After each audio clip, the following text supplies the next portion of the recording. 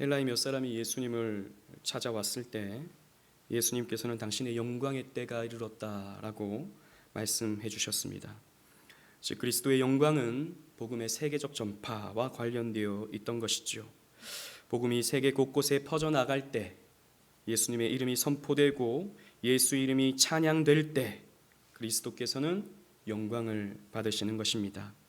또한 그리스도께서는 영광 받으시는 방법에 대해서도 말씀해 주셨는데, 그것은 하늘의 밀알이 땅에 떨어져 썩어짐으로 열매를 맺듯 그리스도께서도 성육신과 십자가 죽으심 그리고 부활이란 열매를 통해 영광을 나타내실 것을 말씀해 주셨던 것이죠. 이 말씀이 이어진 후에 오늘 본문이 기록되고 있습니다. 오늘 본문은 조금 더 구체적으로 예수님께서 왜 십자가를 지셔야 하는지, 왜 예수님은 십자가에 달려 죽으셔야 하는지에 대한 그 인자가 달려야 하는 목적에 대해서 말씀해 주고 있는 것이죠. 그렇다면 예수님은 왜 인자가 들려야 한다라고 말씀하시는지 그 이유와 목적을 살펴보므로 오늘 이 시간 여러분들과 함께 은혜를 나누고자 합니다. 첫째로 아버지의 영광을 위한 그리스도의 들리심이었다라는 것입니다. 우리 27절로 28절 말씀 함께 읽어보도록 하겠습니다. 시작. 지금 내 마음이 괴로우니 무슨 말을 하리요. 아버지여 나를 구원하여 이 때를 면하게 하여 주옵소서. 그러나 내가 이를 위하여 이 때에 왔나이다. 아버지여 아버지의 이름을 영광스럽게 하옵소서 하시니 이에 하늘에서 소리가 나서 이르되 내가 이미 영광스럽게 하였고 또다시 영광스럽게 하리라 하시니 아멘. 그리스도께서는 자신이 밀알과 같이 죽어 열매를 맺어야 할 것이라 말씀하신 후에 괴로워하십니다. 게다가 십자가를 눈앞에 두고 아버지여 나를 구원하여 이 때를 면하게 하여 주옵소서라고 성부께 간청하고 있습니다. 요한복음에는 기록되지 않지만 예수님은 십자가를 눈앞에 두시고 겟세마네 동산에서 이와 같은 말씀을 하셨죠. 함께 데리고 온 제자들에게 내 마음이 매우 괴로워하여 죽게 되었다라고 말씀을 하셨습니다. 또 기도하시기를 아버지여 만일 할만하시거든 이 잔을 내게서 지나가게 하옵소서라고까지 기도하셨습니다. 죽음 앞에서 예수님은 고민하셨고 괴로워하셨으며 두려워하는, 그래서 피하고 싶어 하시는 모습을 드러내고 계시는 것입니다. 이런 표현들은 사뭇 우리를 당황하게 만들죠. 왜 예수님은 죽음 앞에서 담대하지 못하신가라는 질문을 하게 됩니다. 소크라테스는 자신이 무신론을 가르쳤다라고 하는 죄목으로 사형 선고를 당하자 악법도 법이다라고 외치면서 독배를 기꺼이 들어 마셨습니다. 자신은 죽음으로 인해 영혼의 자유를 맛보게 될 것이다 라고 제자들에게 가르침을 주며 점점 굳어져가는 자신의 몸을 음미하면서 나는 이제 자유를 만끽하게 될 것이다 라고 하며 웃으면서 죽음을 맞이했습니다. 플라톤은 이 장면이 얼마나 인상적이었던지 소크라테스의 이런 죽음을 아름다운 죽음으로 묘사하고 있었던 것이죠. 또한 성경과 교회 역사에서 기록하고 있는 순교자들과 또 헌신했던 사람들의 모습을 보면 죽음 앞에서 담대했던 그런 모습들을 보게 됩니다. 스데반을 보십시오. 돌이 날아오려고 하는 그 순간 앞에서도 주눅들지 아니하고 담대하게 복음을 외치는 것입니다. 또 초대교부 폴리갑이 죽음을 맞이할 때는 어땠습니까? 80평생 한 번도 예수님이 나를 모른다 하신 적이 없는데 내가 어찌 이 순간 예수님을 부인할 수 있고 모른다라고 말할 수 있겠느냐라고 하면서 기꺼이 화형장으로 걸어 들어갔던 사람이 폴리갑이었던 것입니다. 그런데 예수님은 왜 이렇게 죽음 앞에서 두려워하시는 것이겠습니까? 몇몇 주석자들은 예수님도 인간이시기 때문에 인간이 가지시는 죽음에 대해 두려움을 느끼셨다. 예수님은 인성을 가지신 분이었기 때문에 똑같이 죽음에 대해 또 십자가 고통에 대해 두려워하셨다라고 이렇게 주석하는 것을 보았는데 저는 그런 것은 조금 부족한 해석이라고 생각합니다. 그런 차원이 아닌 것이죠. 예수님이 느끼는 두려움은 우리가 느끼는, 인간이 느끼는 죽음의 두려움과는 차원이 다른 두려움인 것입니다. 루터는 이렇게 말했습니다. 예수님보다 죽음을 더 두려워했던 분은 없다. 이 세상에서 예수님만큼 죽음을 두려워했던 분은 없다라고 루터는 말했습니다. 무슨 말이겠습니까? 예수님만이 죽음과 심판의 진정한 의미를 알고 있다라는 것입니다. 예수님은 죽음이 무엇인 줄 아십니다. 예수님은 심판이 무엇인 줄 아십니다. 예수님은 지옥이 어떤 곳인지를 누구보다도 잘 알고 계십니다. 하나님이시기 때문이죠. 그 모든 것을 계획하셨고 그 모든 것을 만드신 분이시기 때문입니다. 그래서 예수님은 단순히 순교자로서 죽으시는 것이 아니었다라는 것입니다.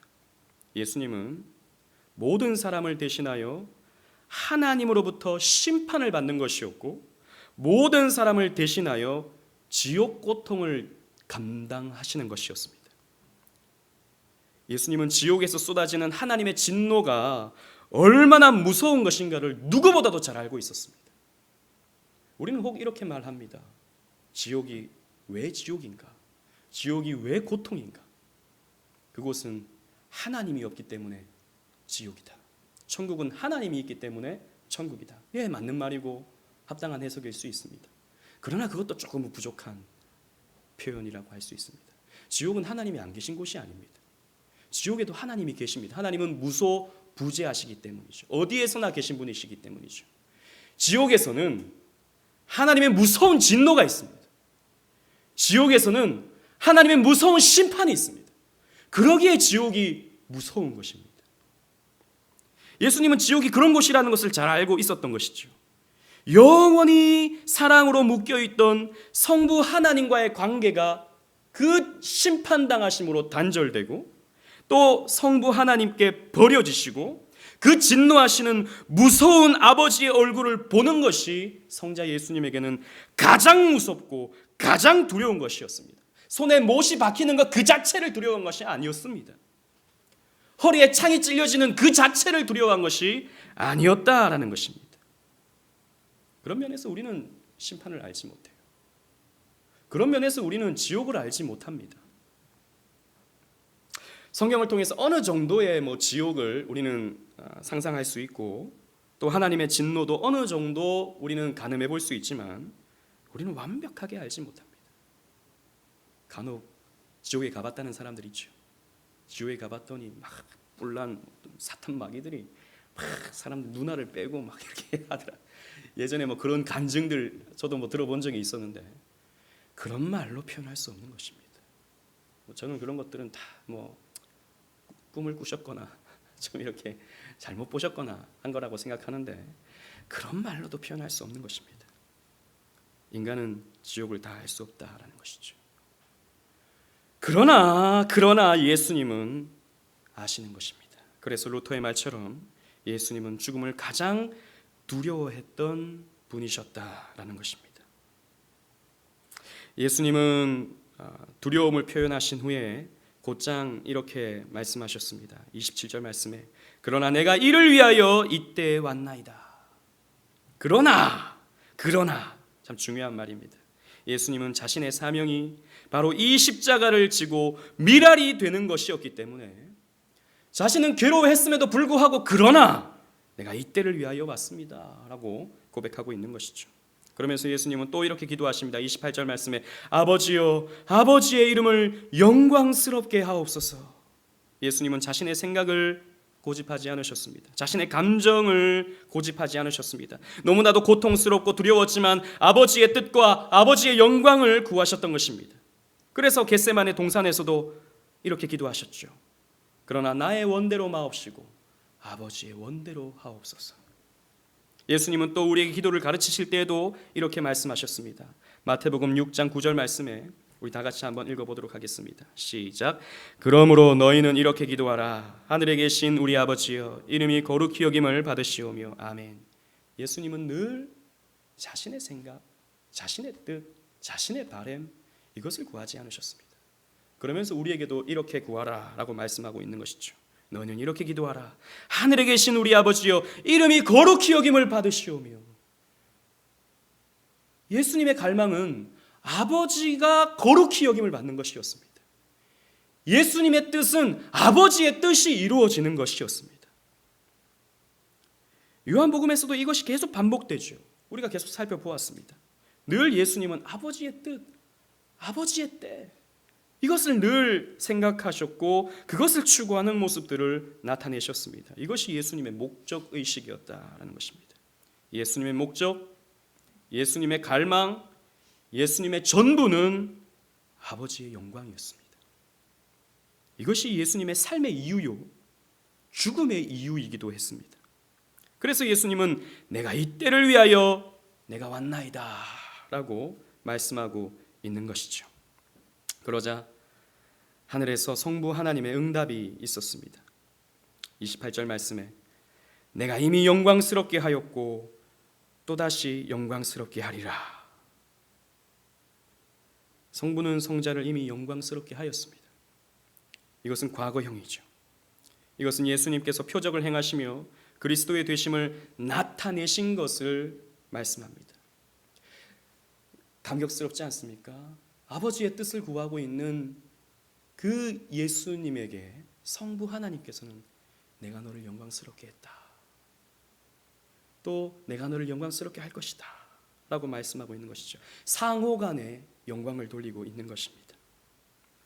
또한 성부는 성자를 앞으로도 영광스럽게 하리라고 말씀하고 있죠. 이것은 미래형입니다. 과거뿐만 아니라 미래까지도 영광스럽게 할 것이다 라고 말씀하고 있습니다. 이것은 그리스도께서 겪으시는 십자가와 부활로 말미암아 전 세계의 많은 사람들이 예수를 믿고 구원받게 되며 예수의 이름을 높이게 되리라는 말씀인 것이죠.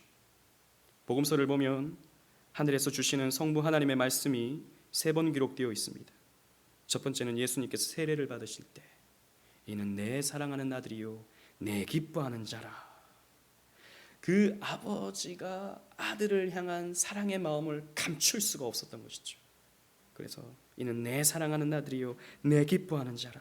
두 번째는 예수님께서 변화산상에서 변화되실 때 이는 내 사랑하는 아들이요 내 기뻐하는 자니 너희는 그의 말을 들을지니라. 하나 더 추가가 됐습니다. 그의 말을 들을지라. 그리고 오늘 본문이 3번째 말씀입니다. 숨길 수 없는, 견딜 수 없는 아들을 향한 사랑의 표현인 것이죠. 아버지의 뜻과 영광을 구하는 사랑하는 아들을 향한 아버지의 벅차오르는 사랑의 감정인 것입니다. 그러나 이것은 예수님을 위한 말씀은 아니었습니다. 우리 본문 29절 30절 말씀 한번 다 같이 읽어보도록 하겠습니다. 시작. 곁에 서서 들은 무리는 천둥이 울렸다고도 하며 또 어떤 이들은 천사가 그에게 말하였다고도 하니 예수께서 대답하여 이르시되 이 소리가 난 것은 나를 위한 것이 아니요 너희를 위한 것이니라. 아멘. 하나님의 음성이 얼마나 위엄이 있었는지 듣는 사람들이 천둥이 울었는가 라고 놀랐습니다. 또 어떤 이들은 천사가 말하였는가 라고 하며 놀랐습니다. 하지만 예수님은 이 소리가 나를 위한 것이 아니요 너희를 위한 것이다 라고 말씀하셨습니다. 사실 예수님은 하나님의 마음을 잘 알고 있죠. 누구보다도 잘 알고 있습니다. 아버지가 자신을 얼마나 사랑하는지 너무나도 잘 알고 있습니다. 다만 예수를 믿고 따르는 우리가 알아야 하는 것이죠. 이렇게 아버지께 영광을 올려드리고자 하는 아들을 아버지께서 얼마나 사랑하시는지, 얼마나 귀하게 보시는지, 그를 얼마나 영광스럽게 하시는지 너희들도 알아야 된다라는 것을 아버지께서 그 사람들에게 나타내신 것입니다. 그리고 우리는 알아야 되는 것이죠. 이 삼위 하나님과의 관계, 이 상호간의 영광을 돌리시고 상호간에 이렇게 사랑을 나누시고 상호간의 완벽한 코이노니아를 이루시는 이 관계를 알아야 우리는 진정한 복음을 이해할 수 있게 되는 것입니다. 그래서 이 하늘에서 울리는 음성은 우리를 위한 것이었죠. 사람들을 위한 것이었습니다. 여기서 우리는 스스로에게 질문을 해보아야 합니다. 우리는 삼위 하나님의 코이노니아, 그 삼위 하나님의 교제 속으로 초청을 받은 사람들입니다.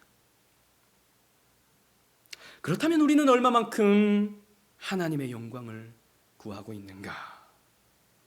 우리 스스로에게 질문해 보아야 하는 것이죠. 예수와 연합하여 예수 안에 있는 존재가 우리들인데, 그래서 이제는 내가 사는 것이 아니라 나를 사랑하사 자기 몸을 버리신 그리스도 예수를 위하여 사는 우리의 삶인데, 과연 우리는 누구의 영광을 위하여 살아가고 있는가? 우리는 스스로에게 자문해 보아야 하는 것이죠. 우리는 오늘을 무엇을 위해서 살았습니까? 우리는 무엇을 위하여 오늘 돈을 벌었고, 우리는 오늘 무엇을 위하여 자녀를 키우고, 우리는 무엇을 위하여 밥을 먹고 살아갔습니까? 우리는 어렵지 않게 답을 할 수 있습니다. 하나님의 영광을 위하여. 어릴 때부터 귀에 모시도록 박혀 있는 말씀이죠. 먹든지 마시든지 무엇을 하든지 하나님의 영광을 위하여 하라. 너무나도 잘하는 말씀입니다. 그러나 과연 우리가 그렇게 살았는지요? 과연 그것이 우리의 삶의 진정한 목표인지요? 왜냐하면 우리는 끊임없이 자기 영광을 위하여 살고 싶은 욕망이 꿈틀거리고 있는 사람들이기 때문입니다. 우리는 끊임없이 나의 만족과 나의 유익, 나의 행복과 나의 성공, 나의 야망과 나의 뜻을 이루고자 몸부림치며, 그래서 때로는 하나님의 그 능력과 힘을 빌려서라도 그 뜻을 이루고 싶어하는 존재가 저와 여러분들이지 않습니까? 그러면서도 우리는 말은 너무나도 잘한다는 것이죠. 하나님의 영광을 위하여, 하나님의 영광을 위하여.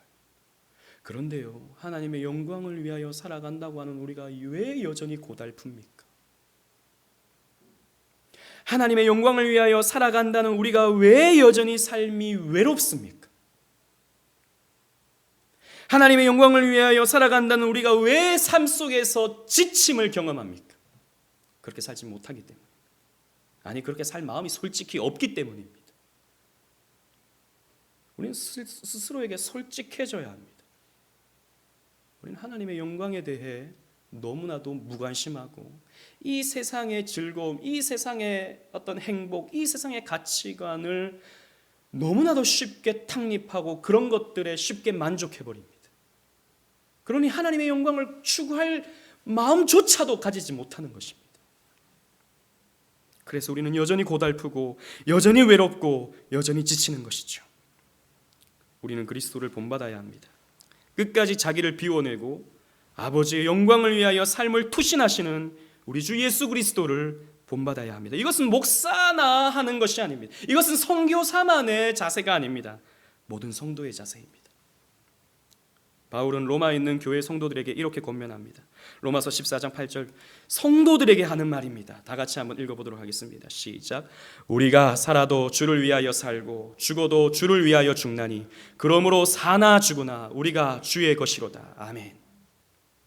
우리가 살아도 주를 위하여 살고 죽어도 주를 위하여 죽어야 하는데, 우리는 나를 위해 사는 거죠. 아니면 내 자식들을 위해서 사는 거죠. 아니면 내가 이루고 싶은 내 욕망을 위해서 사는 거죠.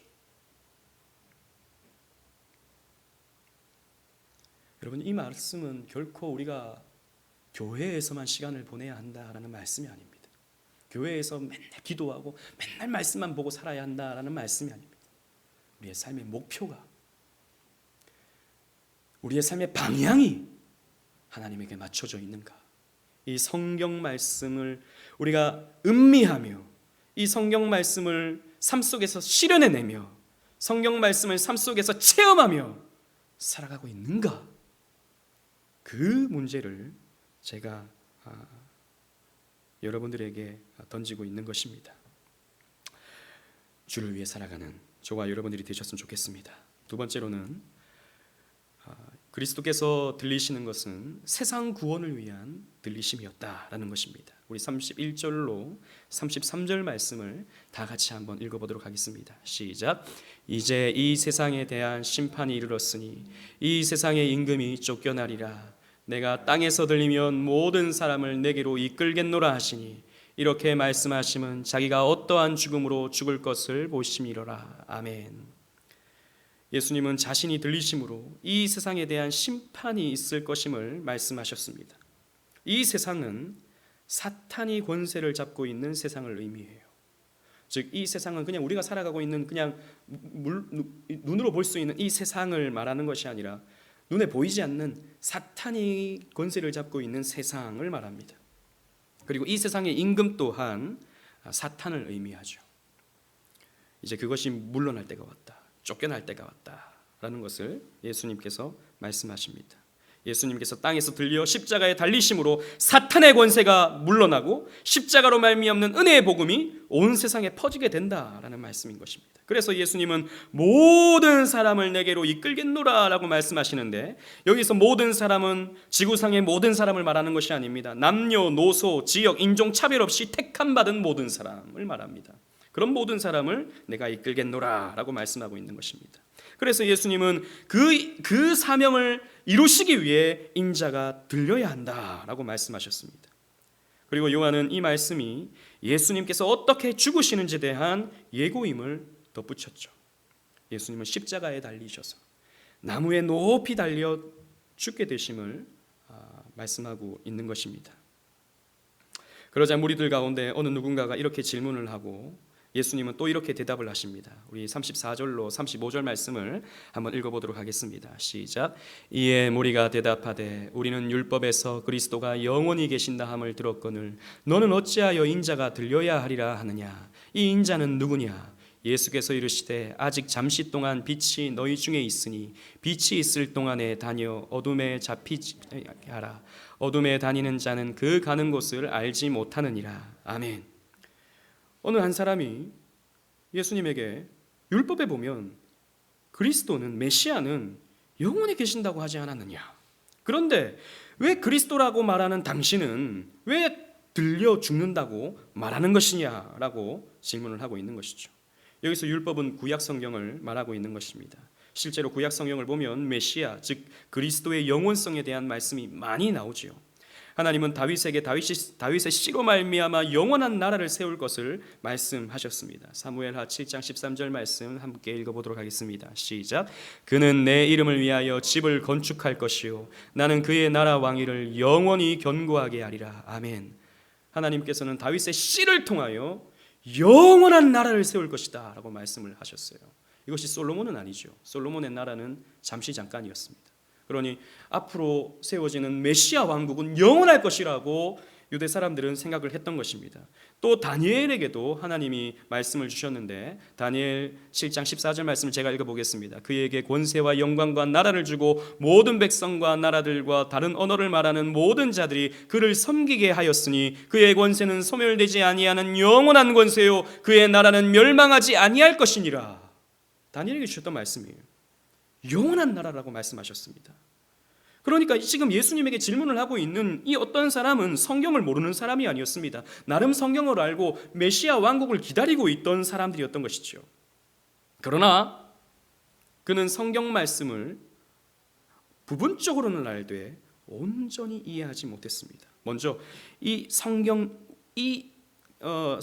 사무엘 하와 그리고 이 다니엘서에 기록된 말씀의 뜻이 무엇입니까? 영원한 메시아 왕국의 그 의미가 무엇입니까? 그리스도께서 이 땅에 오셔서 세우시는 하나님 나라, 이것은 눈에 보이는 나라가 아니라 보이지 않는 나라를 말씀하셨던 것이죠. 이 나라는 영원한다.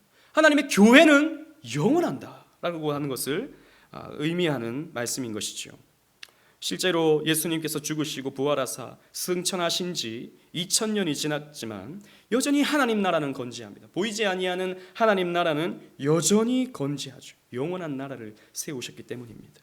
또 뿐만 아니라 성경에는 메시아의 죽음에 대한 예언도 분명히 있습니다. 영원할 것이다 라는 말씀과 동시에 예수님께서 이렇게 죽을 것이다 라고 하는 예언도 있습니다. 이사야 53장 7절 말씀 다 같이 읽어보겠습니다. 시작. 그가 곤욕을 당하여 괴로울 때에도 그의 입을 열지 아니하였으며 마치 도수장으로 끌려가는 어린 양과 털 깎는 자 앞에서 잠잠한 양같이 그의 입을 열지 아니하였도다. 이 여호와의 종에 대한 메시아에 대한 말씀인데 도수장으로 끌려가는 어린 양과 같다라고 기록하고 있죠. 그러나 유대인들은 이 말씀을 어떻게 이해하냐면 이 고난받는 여호와의 종을 예수님과 메시아와 연결시키지 않고 자신들과 연결시킵니다. 즉 이 고난받는 여호와의 종은 이스라엘 백성으로 연결을 시킵니다. 그 자신들은 이런 페르시아와 헬라와 로마로부터 이렇게 고통을 받는다라고 하는 예언으로 이 이사야 말씀을 이렇게 이해하고 있죠. 이렇게 성경을 오해하게 되니까 성경 전체를 오해하게 되고 예수 그리스도를 오해하게 되는 것입니다. 이렇게 오해했던 어떤 사람은 인자가 들려야 한다는 말씀에 인자가 누구냐라고 예수님께 질문을 했습니다. 그러자 예수님은 다소 동문서답 같은 답을 주셨죠. 우리 35절 말씀, 아까 읽었던 35절 말씀을 보면 예수님께서 이렇게 대답을 하십니다.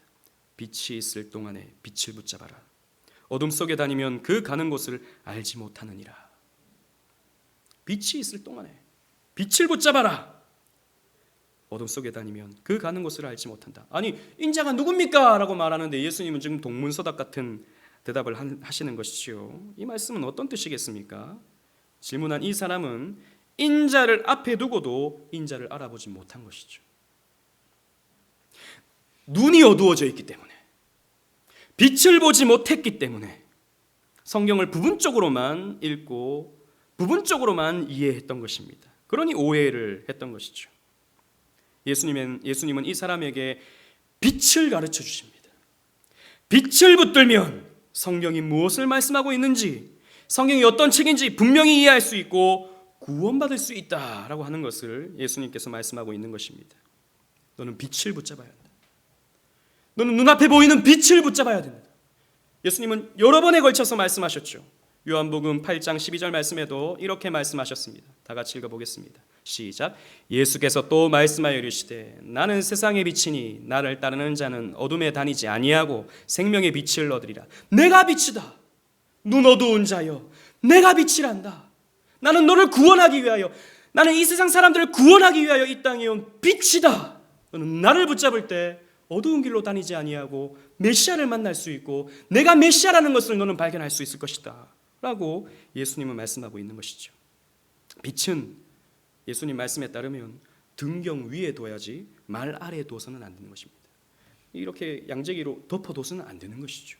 드러나게 하고 가능한 한 높은 곳에 세워두어야 더 넓은 곳을 환하게 만들 수 있기 때문입니다. 빛은 그래서 가능하면 더 높이 들려져서 더 많은 곳을 비춰야 합니다. 그래서 예수님은 인자가 들려야 하리니 라고 말씀하고 있는 것이죠. 예수님은 온 세상에 흩어진 당신의 택한 백성을 구원하시기 위해 높이 들리셔야 했습니다. 수치스럽고 괴로운 십자가였지만 그 죽으심으로 말미암아 많은 사람들이 생명을 얻을 수 있게 하셨습니다. 예수님은 우리를 구원하시기 위해 그 희생을 마다하지 않고 이렇게 높이 들리셔야 했던 것이죠. 사랑하는 오직 은혜 교회 성도 여러분, 오늘은 오늘의 이 설교 말씀처럼 살다가 주님께로 간 한 사람을 이 결론에서 소개하고 싶습니다. 그 사람의 이름은 짐 엘리엇이라는 사람입니다. 그는 21세 때 하나님을 만나고 이렇게 기도합니다. 주님, 저를 성공하게 하소서. 높은 자리에 오른다는 것이 아니라, 높은 자리에 오르고 싶다는 뜻이 아니라 제 삶이 하나님을 아는 가치를 드러내는 전시품이 되게 하소서.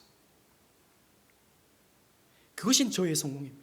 저의 삶을 통하여 하나님의 가치를 드러내는 전시품이 되게 하사 그런 삶을 살게 하신다면 저는 성공한 사람일 것입니다 라고 말했던 것이죠.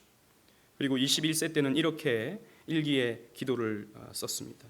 주님, 마른 막대기와 같은 제가 저에게 불을 붙이사 주님을 위해 완전 소멸되게 하소서.